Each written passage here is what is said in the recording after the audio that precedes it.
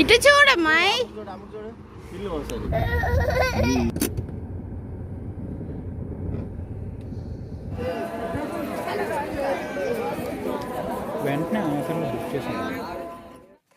Hello అండి, అందరూ బాగున్నారు కదా? నేను కూడా బాగున్నాను. మా ఫ్యామిలీ అంతా కలిసి తిరుపతి వెళ్ళామన్నమాట దర్శనం చేసుకోవడానికి. అండ్ అలానే కొన్ని మొక్కులైతే ఉన్నాయి. నేను మా హస్బెండ్ అట్లా మొక్కుకున్నాము పాప కోసం. సో అవి కూడా తీర్చుకోవడానికి పనిలో పనిగా అని చెప్పేసి స్టార్ట్ అయ్యామన్నమాట. సో మేమైతే ఫస్ట్ మేము ఉంటున్న ప్లేస్ నుండి కర్నూలుకి వచ్చేసాము. ఎందుకంటే అమ్మ వాళ్ళు కర్నూలులో ఉంటారు. సో కర్నూలు నుండి తిరుపతికి కొంచెం దగ్గర కదా డిస్టెన్స్, అందుకని బై వెహికలే మేము వెళ్ళిపోయామన్నమాట. సో మార్నింగే బయలుదేరిపోయినాం అనమాట. లైక్ 8 o'clock అట్లా బయలుదేరాము. రీచ్ అయ్యేసరికి అరౌండ్ 4 అట్లా అయింది. ఆల్మోస్ట్ ఒక 5-6 hours పట్టింది అనుకుంటా. మధ్యలో పాపతో కాబట్టి ఆగి వెళ్ళాము. సో మధ్యలో ఇందాక అక్కడ చూసారు కదా క్లిప్, అమ్మ లంచ్ చేస్తున్నారు. సో లంచ్ అంతా కూడా ఇంటి నుండే ప్యాక్ చేసుకొని వచ్చేసాము. మళ్ళీ బయట ఫుడ్ అంతా ఎందుకులే, మళ్ళీ టైం వేస్ట్ అని చెప్పేసి థ్రోట్ అస్సలు మంచిగా లేదనమాట. అందుకనే మధ్యలో మీకు ఇట్లాంటి కిచ్చు అని అనిపిస్తుంది. సో ప్లీజ్ ఇగ్నోర్ ఏమనుకోకండి. సో ఆ రోజైతే చాలా ట్రాఫిక్ ఉండే. అసలు కింద నుండి తిరుపతి నుండి తిరుమలకి వెళ్ళడానికి ఆల్మోస్ట్ 2 hours పట్టిందనమాట. ఎందుకంటే మధ్యలో అక్కడ అన్ని చెకింగ్స్ అన్నీ ఉంటాయి కదా. సో ఆ చెకింగ్ పాయింట్ దగ్గర ఆల్మోస్ట్ 1 hour టైం పట్టింది. ఎందుకంటే అంత ట్రాఫిక్ ఉండే అనమాట ఆ రోజు. ఎందుకో తెలీదు, బట్ చాలా ట్రాఫిక్ అనిపించింది.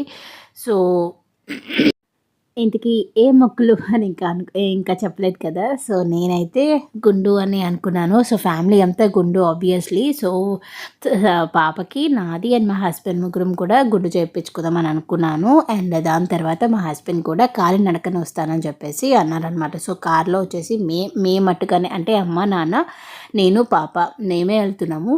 తను వచ్చేసి మా హస్బెండ్ మెట్ల మీద నుంచి వస్తున్నారనమాట. మేమే కాకుండా అమ్మ కూడా మొక్కుకుందనమాట. అమ్మ ఏం మొక్కుకుందో కూడా చెప్తాను. ఇక్కడ వచ్చేసి ఇంకా మేము రీచ్ అయిపోయాము తిరుమలకి. సో మేము ఇక్కడ వెయిట్ చేస్తున్నాం అనమాట మా హస్బెండ్ కోసం. సో ఎక్కువ టైం ఏం పట్టలేదులేండి, తను కూడా ఫాస్ట్గానే వచ్చేసారు. సో మేము మహా అయితే ఒక 15 minutes వెయిట్ చేసామేమో అంతే. సో తనైతే వచ్చేసారు.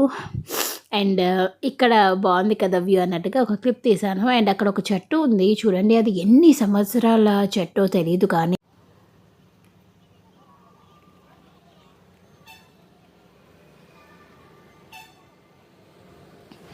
బాగుంది కదా.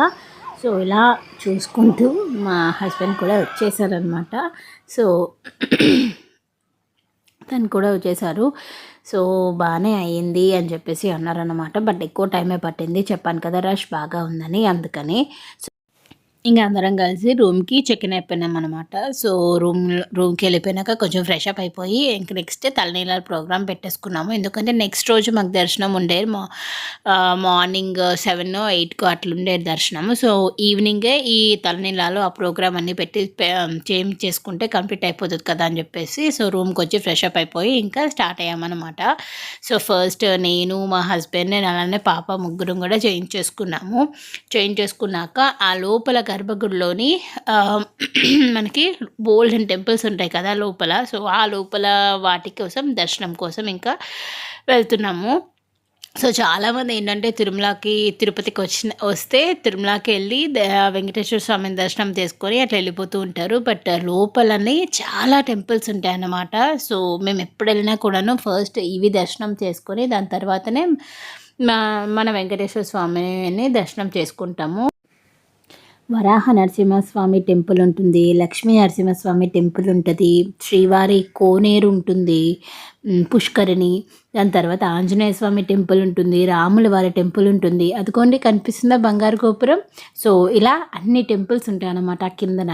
సో కింద అంటే తిరుమలలోనే, తిరుపతిలో కాదు, తిరుమలలోనే గుడికి వెళ్ళే ముందు ఈ కిందన లోపల అంటే ఈ లోపల ఈ టెంపుల్స్ అన్నీ ఉంటాయి అన్నమాట. సో మీలో చాలామంది చూసే ఉంటారు, బట్ చూడని వాళ్ళకి చెప్తున్నాను అనమాట. ముఖ్యంగా మనం వరాహస్వామిని ముందుగా దర్శించుకోవాలంట. మనం వెంకటేశ్వర స్వామిని దర్శించే ముందు కన్నా ఫస్ట్ వరాహస్వామిని దర్శించుకున్నాకనే మనం వెంకటేశ్వర స్వామిని దర్శించుకోవాలంట.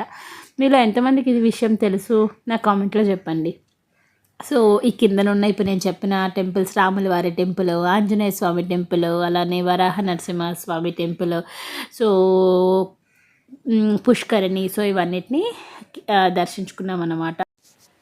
మేము వెళ్ళినప్పుడు వరాహస్వామి టెంపుల్‌లో కొంచెం అండర్ కన్‌స్ట్రక్షన్ ఏదో అవుతుందనమాట. సో, అందుకని చెప్పేసి మేము బయట నుంచి ఇంకా దండం పెట్టుకొని వెళ్ళిపోయినాము. ఎందుకంటే అక్కడ మొత్తం అన్నీ కట్టేశారు. సో, అండర్ కన్‌స్ట్రక్షన్ బోర్డ్ కూడా పెట్టారనమాట. సో, లోపల ఏదో పనులు జరుగుతున్నాయి అందుకని. ఇదే వరాహస్వామి టెంపుల్ ఎంట్రన్స్ అనమాట. బట్ క్లోజ్డ్ ఉండి చూపిస్తున్నాను కదా! సో, మొత్తం అందుకని బయట నుంచి దర్శనం చేసుకున్నాం.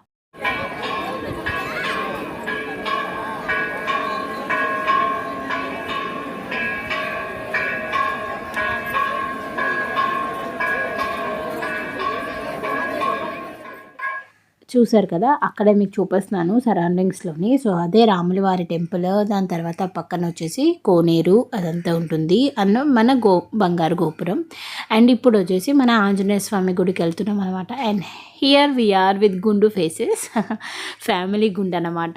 నాది, మా హస్బెండ్‌ది అండ్ పాపది. సో, వాళ్ళు ఎప్పటికప్పుడు చేయించుకుంటారు. బట్ నేను మట్టుగా ఎప్పుడో చిన్నప్పుడు 5th క్లాస్‌లో ఏమో చేయించుకున్నాను అంతే. దాని తర్వాత మళ్ళీ పాప కోసం ఇప్పుడే చేయించుకుంటున్నాను. అండ్ ఇది వచ్చేసి మనకి ఇక్కడ సంగీత కీర్తనలు అవన్నీ అక్కడే అవుతాయి, డ్యాన్స్ స్టేజ్. అండ్ ఇప్పుడు వచ్చేసి మనం ఆంజనేయ స్వామి టెంపుల్కి వెళ్తున్నాము. సో, ఇక్కడ మనం అందరికీ తెలిసిందే, చాలామంది అక్కడ దీపాలు వెలిగిస్తారు ఆంజనేయ స్వామి టెంపుల్లోని. సో, అక్కడికి వెళ్ళి అక్కడ కూడా దర్శనం చేసేసుకొని ఇంకా రిటర్న్ అయిపోవడమే అన్నమాట ఇంకా రూమ్కి. ఎందుకంటే నెక్స్ట్ రోజు మార్నింగ్ అందరితో పాటు కాబట్టి చాలా తొందరగా లేవాలి. ఎందుకంటే మార్నింగ్ ఆల్మోస్ట్ లైక్ 8 o'clockకి అట్లా బయలుదేరిపోవాలన్నమాట. బ్రేక్ఫాస్ట్ అంతా కొంచెం చేసేసి బయలుదేరాలి కాబట్టి. సో, ఫ్యామిలీతో ఉన్నప్పుడు చాలా ముందుగానే అన్ని ప్రిపరేషన్స్లో ఉండాలి, that to with baby. So, ఇక్కడ ఈ కిందనున్న ఇవన్నీ దర్శనం చేసేసుకొని ఇంకా బ్యాక్ టు అవర్ రూమ్స్ అన్నమాట. సో, ఇలా జరిగింది ఫస్ట్ రోజు. నెక్స్ట్ రోజు దర్శనం అంతా ఎలా అయింది ఏంటి అనేది మీరు నెక్స్ట్ వ్లాగ్లో చూస్తారు. నచ్చిందా? అయితే నచ్చితే కనుక ఒక లైక్ ఇచ్చేసి సబ్స్క్రైబ్ చేసుకోవడం అయితే మర్చిపోకండి.